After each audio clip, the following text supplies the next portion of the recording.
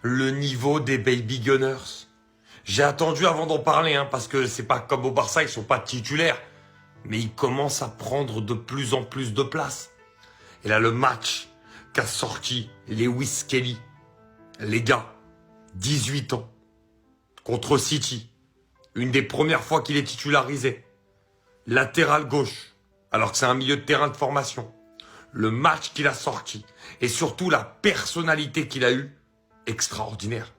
Il y a le côté chambreur pour Haaland sur son but, mais la personnalité pour aller marquer le but, les retours défensifs qu'il a pu faire sur Haaland, la personnalité pour remonter les ballons qu'il a eu, c'était exceptionnel.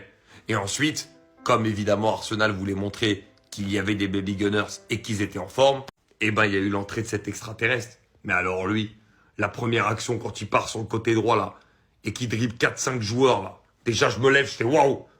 Et ensuite, le but, exceptionnel. Ethan Nwaneri, c'est très très fort. Les Baby Gunners font le show. La performance d'Arsenal aujourd'hui contre Manchester City a tout simplement été exceptionnelle, surtout en deuxième mi-temps.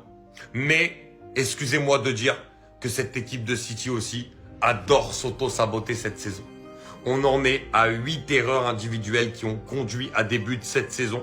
C'est une première sous l'histoire de la carrière de Pep Guardiola. Et on voit vraiment une équipe en crise de confiance. Parce qu'en plus, après le but d'Haaland, tu es censé reprendre de la confiance. Il y a encore une erreur de Foden. Il y a eu une erreur en tout début de match sur le premier but. Et ensuite, Arsenal amène son jeu quand ils ont repris l'avantage à 2-1. Et ensuite, ils ont complètement déroulé, ils ont été énormes, ils ont été très très bons. Déjà même au début du match, le pressing qu'ils ont infligé à cette équipe de City pour aussi les forcer à faire ces erreurs. Voilà, mais la démonstration est énorme et c'est juste une réelle récompense pour le travail de Mikel Arteta depuis toutes ces années.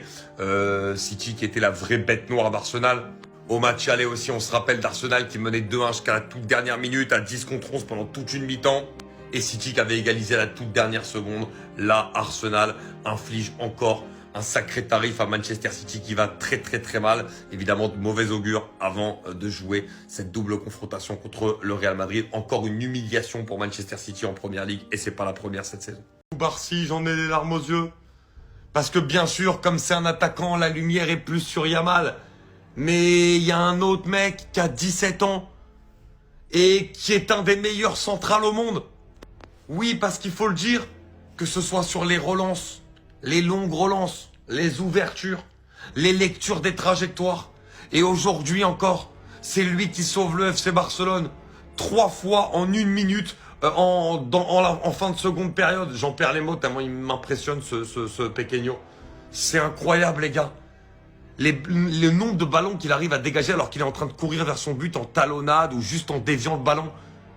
Il a une lecture des trajectoires qui est tout simplement folle. Il a un alignement, un positionnement. Le piège du hors-jeu, c'est lui qui en est la pièce maîtresse. Alaves est encore 9 à 10 fois hors-jeu aujourd'hui. Il n'est pas forcément grand, mais dans le domaine physique, il est là. Dans le domaine aérien, il est là. Il se fait jamais bouger. Je peux vous dire, les gars, qu'il est impressionnant, ce garçon. Mais réellement impressionnant. Adil Rami l'avait dit, déjà, il a une manière de défendre choquante pour son si jeune âge. En fait, il a 17 ans, mais dans la tête, il défend comme un mec de 34, en fait.